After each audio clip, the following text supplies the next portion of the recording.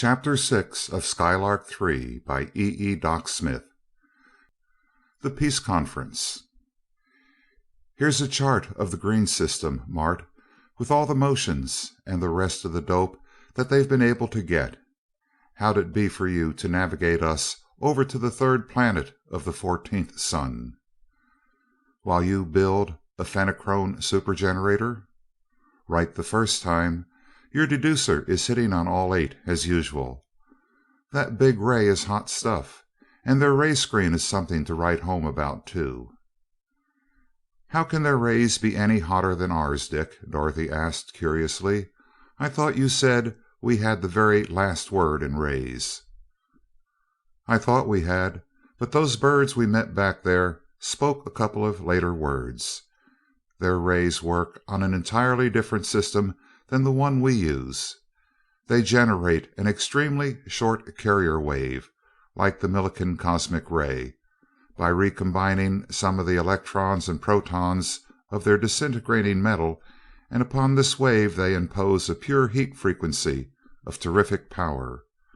The Millikan rays will penetrate anything except a special ray screen or a zone of force, and carry with them, somewhat as radio frequencies carry sound frequencies, the heat rays which volatilize anything they touch. Their ray screens are a lot better than ours, too. They generate the entire spectrum. It's a sweet system, and when we revamp ours so as to be just like it, we'll be able to talk turkey to those folks on the third planet. How long will it take you to build it? Asked Crane, who, dexterously turning the pages of Vega's handbook, was calculating their course. A day or so, maybe less. I've got all the stuff, and with my Osnomian tools it won't take long. If you find you'll get there before I get done, you'll have to loaf a while, kill a little time. Are you going to connect the power plant to operate on the entire vessel and all its contents? No, can't do it without redesigning the whole thing, and that's hardly worthwhile for the short time we'll use this old bus. Building those generators would have been a long and difficult task for a corps of earthly mechanics and electricians, but to Seaton it was merely a job. The shop had been enlarged and had been filled to capacity with Osnomian machinery, machine tools that were capable of performing automatically and with the utmost precision and speed any conceivable mechanical operation. He put a dozen of them to work, and before the vessel reached its destination, the new offensive and defensive weapons had been installed and thoroughly tested.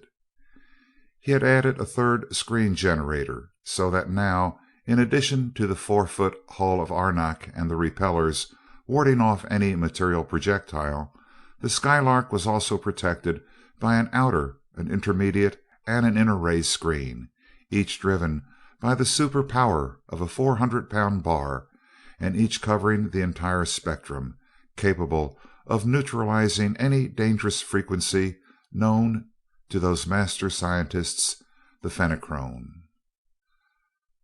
As the Skylark approached the planet, Seaton swung number 6 visiplate upon it and directed their flight toward a great army base. Darting down upon it, he snatched an officer into the airlock, closed the door, and leaped back into space. He brought the captive into the control room, pinioned by auxiliary attractors, and relieved him of his weapons. He then rapidly read his mind, encountering no noticeable resistance, released the attractors, and addressed him in his own language. "Please be seated, Lieutenant," Seaton said courteously, motioning him to one of the seats. "We come in peace. Please pardon my discourtesy in handling you, but it was necessary in order to learn your language and thus to get in touch with your commanding officer." The officer, overcome with astonishment that he had not been killed instantly, sank into the seat indicated without a reply, and Seaton went on. "Please be kind enough to signal your commanding officer that we are coming down at once for a peace conference. By the way, I can read your signals and will send them myself if necessary." The stranger worked an instrument attached to his harness briefly and the Skylark descended slowly toward the fortress. "I know, of course, that your vessels will attack," Seaton remarked as he noted a crafty gleam in the eyes of the officer. "I intend to let them use all their power for a time, to prove to them the impotence of their weapons. After that I shall tell you what to say to them." "Do you think this is altogether safe, Dick?" asked Crane, as they saw a fleet of gigantic airships soaring upward to meet them. "Nothing's sure but death and taxes," returned Seaton cheerfully. "But don't forget that we've got Fenachrone armament now, instead of Osnomian. I'm betting that they can't begin to drive their rays through even our outer screen. And even if our outer screen should begin to go into the violet, I don't think it will ever go cherry red. Out goes our zone of force, and we automatically go up where no possible airship can reach. Since their only spaceships are rocket driven and of practically no maneuverability, they stand a big chance of getting to us. Anyway, we must get in touch with them to find out if they know anything we don't, and this is the only way I know of to do it. Besides, I want to head Dunark off from wrecking this world.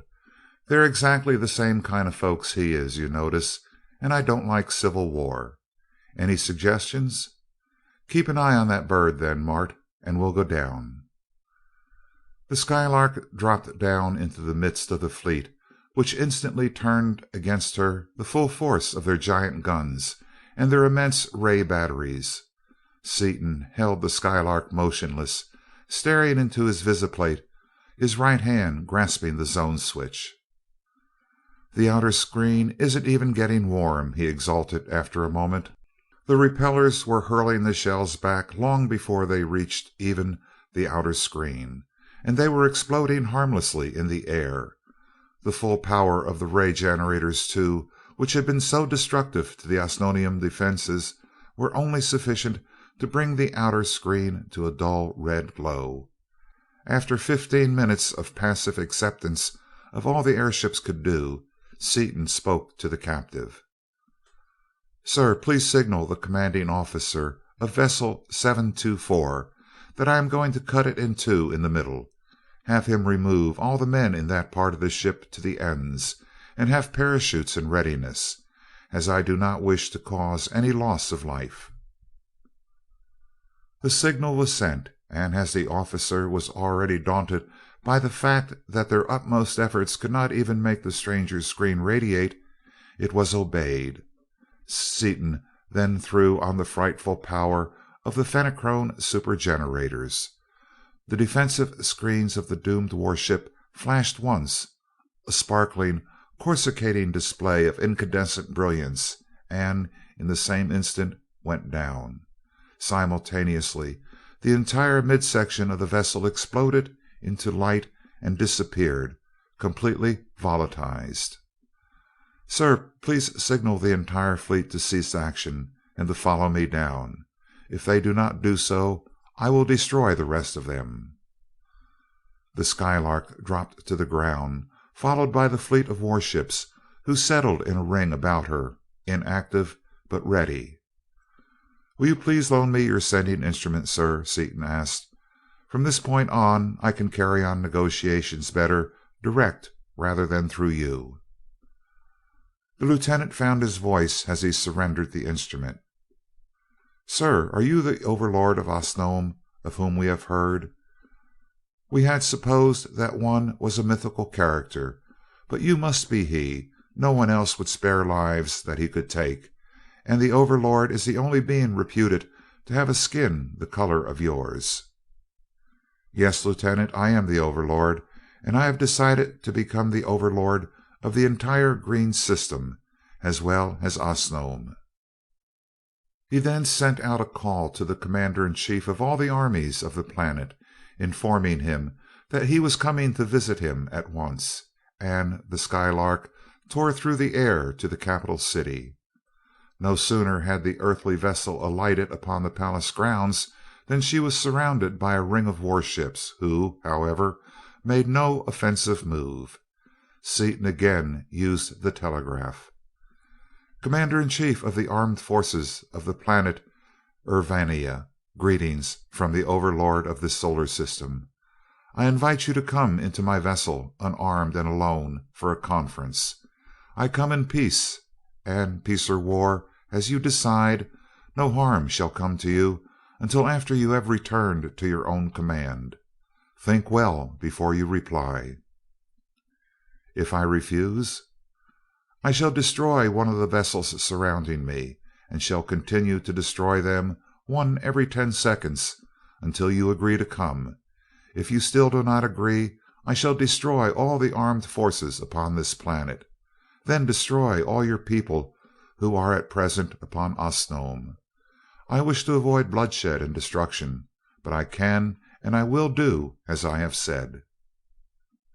"I will come." The general came out upon the field unarmed, escorted by a company of soldiers. 100 feet from the vessel he halted the guards, and came on alone, erect and soldierly. Seaton met him at the door and invited him to be seated. "What can you have to say to me?" the general demanded, disregarding the invitation. "Many things. First, let me say that you are not only a brave man, you are a wise general. Your visit to me proves it." "It is a sign of weakness, but I believed when I heard those reports, and still believe, that a refusal would have resulted in heavy loss of our men," was the general's reply. "It would have," said Seaton. "I repeat that your act was not weakness, but wisdom. The second thing I have to say is that I had not planned on taking any active part in the management of things, either upon Osnome or upon this planet, until I learned of a catastrophe that is threatening all the civilization in this galaxy, thus threatening my own distant world as well as those of this solar system. Third, only by superior force can I make either your race or the Osnomians listen to reason sufficiently to unite against a common foe. You have been reared in unreasoning hatred for so many generations that your minds are warped. For that reason I have assumed control of this entire system, and shall give you your choice between cooperating with us or being rendered incapable of molesting us while our attention is occupied by this threatened invasion." "We will have no traffic with the enemy whatever," said the general. "This is final." "You just think so. Here is a mathematical statement of what is going to happen to your world unless I intervene." He handed the general a drawing of Dunark's plan and described it in detail. "This is the answer of the Osnomians to your invasion of their planet. I do not want this world destroyed, but if you refuse to make common cause with us against a common foe, it may be necessary. Have you forces at your command sufficient to frustrate this plan?" "No, but I cannot really believe that such a deflection of celestial bodies is possible. Possible or not, you realize that I could not yield to empty threats." "Of course not," said Seaton, "but you are wise enough to refuse to sacrifice a few ships and men in a useless struggle against my overwhelming armament. Therefore, you are certainly wise enough to refuse to sacrifice your entire race. However, before you come to any definite conclusion, I will show you what threatens the galaxy." He handed the other a headset and ran through the section of the record showing the plans of the invaders. He then ran a few sections showing the irresistible power at the command of the Fenachrone. "This is what awaits us all unless we combine against them." "What are your requirements?" the general asked. "I request immediate withdrawal of all your armed forces now upon Osnome, and full cooperation with me in this coming war against the invaders. In return, I will give you the secrets I have just given the Osnomians, the power and the offensive and defensive weapons of this vessel." "The Osnomians are now building vessels such as this one?" asked the general. "They are building vessels 100 times the size of this one, with the same armament." "For myself, I would agree to your terms. However, the word of the Emperor is law." "I understand," replied Seaton. "Would you be willing to seek an immediate audience with him? I would suggest that both you and he accompany me, and we shall hold a peace conference with the Osnomian Emperor and Commander in Chief upon this vessel. We shall be gone less than a day." "I shall do so at once." "You may accompany your general, Lieutenant. Again I ask pardon for my necessary rudeness." As the Urvanian officers hurried toward the palace, the other terrestrials, who had been listening in from another room, entered. "It sounded as though you convinced him, Dick, but that language is nothing like Kondalian. Why don't you teach it to us? Teach it to Shiro, too, so we can cook and talk to our distinguished guests intelligently, if they're going back with us." As he connected up the educator, Seaton explained what had happened, and concluded: "I want to stop this civil war, keep Dunark from destroying this planet, preserve Osnome for the Osnomians, and make them all cooperate with us against the Fenachrone. That's one tall order, since these folks haven't the remotest notion of anything except killing." A company of soldiers approached, and Dorothy got up hastily. "Stick around, folks. We can all talk to them." "I believe that it would be better for you to be alone," Crane decided, after a moment's thought. "They are used to autocratic power, and can understand nothing but one man control. The girls and I will keep out of it." That might be better at that, and Seaton went to the door to welcome the guests. Seaton instructed them to lie flat and put on all the acceleration they could bear. It was not long until they were back in Kondal, where Roban the Karfedix and Tarnan the Karbix accepted Seaton's invitation and entered the Skylark unarmed. Back out in space, the vessel stationary, Seaton introduced the emperors and commanders in chief to each other, introductions which were acknowledged almost imperceptibly. He then gave each a headset and ran the complete record of the Fenachrone brain. "Stop!" shouted Roban after only a moment. "Would you, the overlord of Osnome, reveal such secrets as this to the arch enemies of Osnome?" "I would. I have taken over the overlordship of the entire green system for the duration of this emergency, and I do not want two of its planets engaged in a civil war." The record finished, Seaton tried for some time to bring the four green warriors to his way of thinking, but in vain.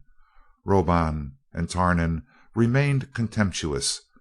They would have thrown themselves upon him but for the knowledge that no 50 unarmed men of the green race could have overcome his strength, to them supernatural. The two Urvanians were equally obdurate. This soft earth being had given them everything. They had given him nothing, and would give him nothing. Finally Seaton rose to his full height and stared at them in turn, wrath and determination blazing in his eyes. "I have brought you four together here in a neutral vessel in neutral space to bring about peace between you.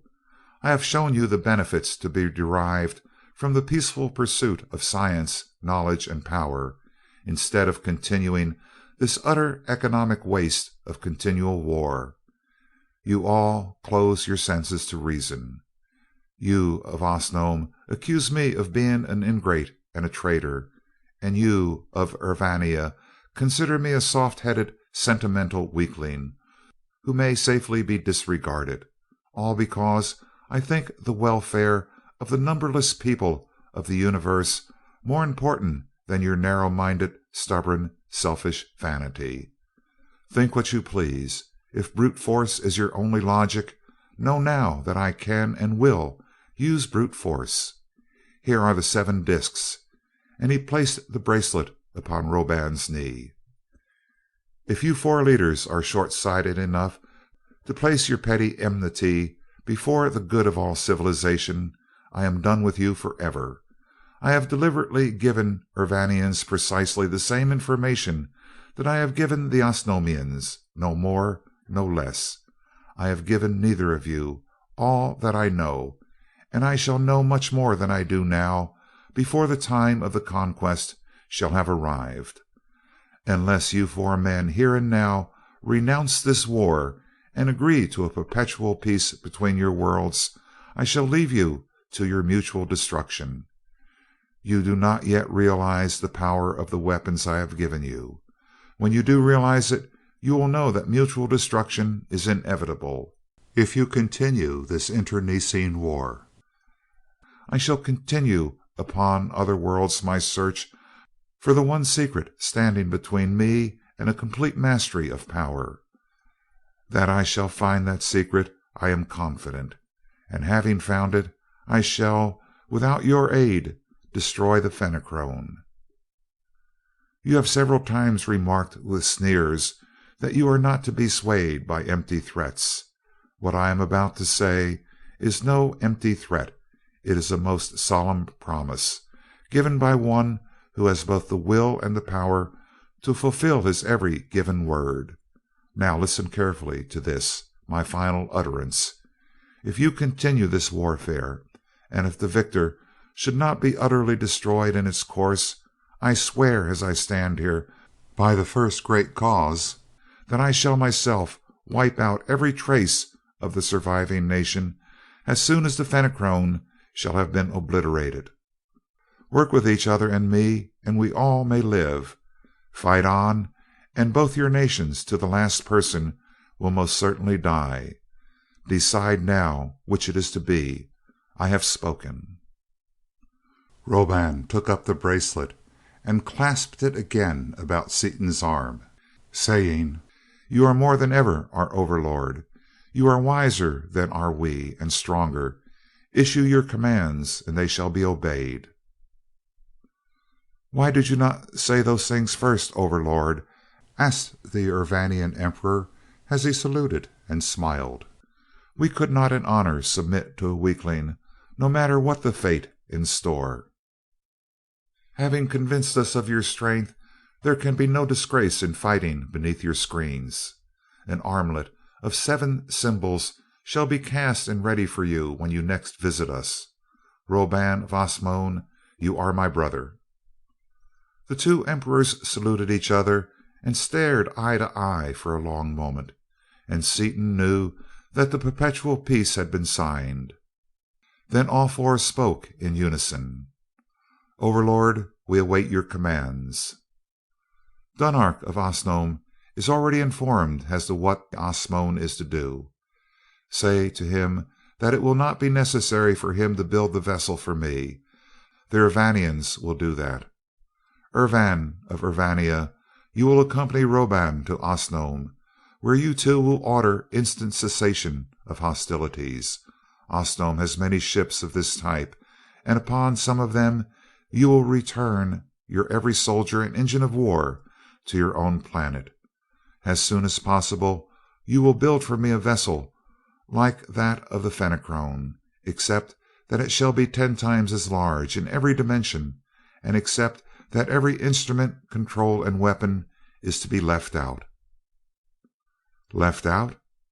It shall be so built, but of what use will it be?" "The empty spaces shall be filled after I have returned from my quest. You will build this vessel of Dagal. You will also instruct the Osnomian commander in the manufacture of that metal, which is so much more resistant than their arenak." "But, overlord, we have—" "I have just brought immense stores of the precious chemical and of the metal of power to Osnome. They will share it with you. I also advise you to build for yourselves many ships like those of the Fenachrone, with which to do battle with the invaders, in case I should fail in my quest.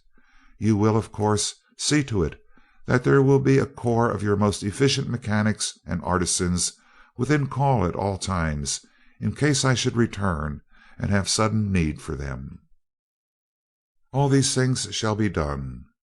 The conference ended, the four nobles were quickly landed upon Osnome, and once more the Skylark traveled out into her element, the total vacuum and absolute zero of the outer void, with Crane at the controls.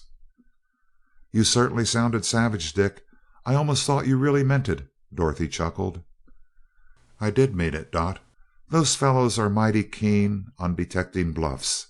If I hadn't meant it, and they hadn't known that I meant it, I'd never have got away with it." "But you couldn't have meant it, Dick. You wouldn't have destroyed the Osnomians, surely. You know you wouldn't." "No, but I would have destroyed what was left of the Urvanians. And all five of us knew exactly how it would have turned out, and exactly what I would have done about it. That's why they all pulled in their horns." "I don't know what would have happened," interjected Margaret. "What would have?" "With this new stuff, the Urvanians would have wiped the Osnomians out. They are an older race, and so much better in science and mechanics that the Osnomians wouldn't have stood much chance, and knew it. Incidentally, that's why I'm having them build our new ship. They'll put a lot of stuff into it that Dunark's men would miss, maybe some stuff that even the Fenachrone haven't got. However, though it might seem that the Urvanians had all the best of it, Urvan knew that I had something up my sleeve beside my bare arm, and he knew that I'd clean up what there was left of his race if they polished off the Osnomians." "What a frightful chance you were taking, Dick," gasped Dorothy. "You have to be hard to handle those folks, and believe me, I was a 40-minute egg right then. They have such a peculiar mental and moral slant that we can hardly understand them at all. The idea of cooperation is so new to him that it actually dazed all four of them even to consider it." "Do you suppose they will fight anyway?" asked Crane. "Absolutely not. Both nations have an inflexible code of honor, such as it is, and lying is against both codes. That's one thing I like about them. I'm sort of honest myself, and with either of these races you need nothing signed or guaranteed." "What next, Dick?"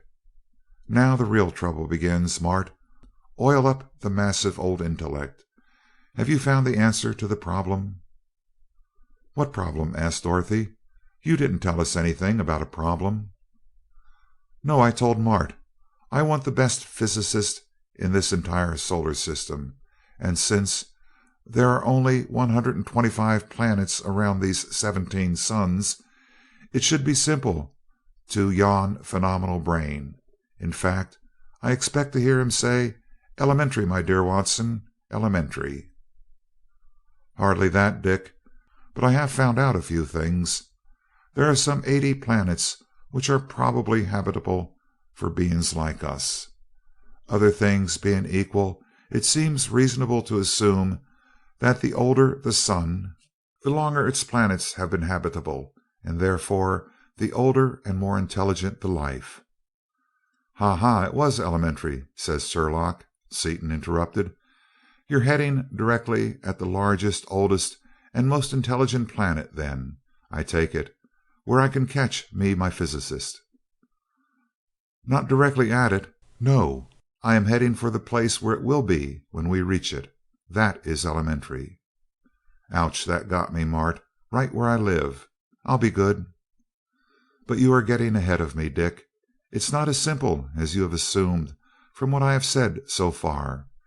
The Osnomian astronomers have done wonders in the short time they have had, but their data, particularly on the planets of the outer suns, is as yet necessarily very incomplete. Since the furthermost outer sun is probably the oldest, it is the one in which we are most interested. It has 7 planets, 4 of which are probably habitable, as far as temperature and atmosphere are concerned. However, nothing exact is yet known of their masses, motions, or places. Therefore, I have laid our course to intercept the closest one to us, as nearly as I can from what meager data we have.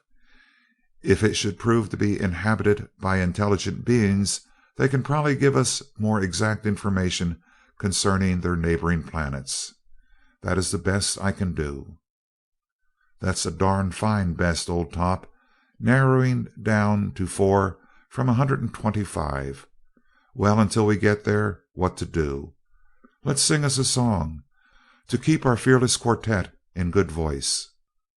"Before you do anything," said Margaret seriously, "I would like to know if you really think there is a chance of defeating those monsters." "In all seriousness, I do. In fact, I am quite confident of it. If we had 2 years, I know we could lick them cold, and by stepping on the gas, I believe we can get the dope in less than the 6 months we have to work in." "I know that you are serious, Dick. Now you know that I do not want to discourage any one, but I can see small basis for optimism." Crane spoke slowly and thoughtfully. "I hope you will be able to control the zone of force, but you are not studying it yourself. You seem to be certain that somewhere in this system there is a race who already knows all about it. I would like to know your reasons for thinking that such a race exists." "They may not be upon this system. They may have been outsiders, as we are. But I have reason for believing them to be natives of this system, since they were green. You are as familiar with Osnomian mythology as I am. You girls in particular have read Osnomian legends to Osnomian children for hours. Also, identically the same legends prevailed upon Urvania. I read them in that lieutenant's brain. In fact, I looked for them. You also know that every folk legend has some basis, however tenuous in fact. Now, Dottie, tell about the battle of the gods when Osnome was a pup." "The gods came down from the sky," Dorothy recited. "They were green, as were men. They wore invisible armor of polished metal which appeared and disappeared. They stayed inside the armor and fought outside it with swords and lances of fire. Men who fought against them cut them through and through with swords, and they stuck the men with lances of flame so that they were stunned. So the gods fought in days long gone and vanished in their invisible armor. And—" "That's enough," interrupted Seaton. "The little red-haired girl has her lesson perfectly. Get it, Mart?" "No, I cannot say that I do." "Why, it doesn't even make sense!" exclaimed Margaret. "All right, I'll elucidate. Listen," and Seaton's voice grew tense with earnestness. "Visitors came down out of space. They were green. They wore zone of force, which they flashed on and off. They stayed inside the zones and projected their images outside, and used rays through the zones. Men who fought against the images cut them through and through with swords, but could not harm them, since they were not actual substance. And the images directed rays against the men so that they were stunned. So the visitors fought in days long gone, and vanished in their zones of force. How does that sound?" "You have the most stupendous imagination the world has ever seen, but there may be some slight basis of fact there, after all," said Crane, slowly. "I'm convinced of it, for one reason in particular. Notice that it says specifically that the visitors stunned the natives. Now that thought is absolutely foreign to all Osnomian nature. When they strike, they kill, and always have. Now, if that myth has come down through so many generations without having that stunned changed to killed, I'm willing to bet a few weeks of time that the rest of it came down fairly straight too. Of course, what they had may not have been the zone of force as we know it, but it must have been a ray of some kind, and believe me, that was one educated ray. Somebody sure had something, even way back in those days. And if they had anything at all back there, they must know a lot by now. That's why I want to look them up." "But suppose they want to kill us off at sight?" objected Dorothy. "They might be able to, mightn't they?" "Sure, but they probably wouldn't want to, any more than you would step on an ant who asked you to help him move a twig. That's about how much ahead of us they probably are. Of course, we struck a pure mentality once who came darn near dematerializing us entirely, but I'm betting that these folks haven't got that far along yet. By the way, I've got a hunch about those pure intellectuals." "Oh, tell us about it," laughed Margaret. Your hunches are the world's greatest brainstorms." "Well, I pumped out and rejeweled the compass we put on that funny planet as a last resort. I thought we might maybe visit them and ask that bozo we had the argument with to help us out. I think he, or it, would show us everything about the zone of force we want to know.